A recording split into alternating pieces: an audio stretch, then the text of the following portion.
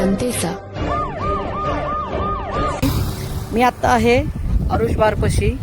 इथनं एक 2 मिनिटाच्या अंतरावरती उदापूर आहे आणि ह्या साईडला ढमालेमाळा. इथं एक ॲक्सिडेंट झालेला आहे आत्ता. एक 2 व्हीलर आहे आणि ही 4 व्हीलर आहे. 2 जण 2 व्हीलरवरती होते. त्यांना थोडासा मुक्का मार आहे आणि डोक्याला मार लागलेला आहे आणि ते आत्ता दवाखान्यात नेलं आहे त्यांना.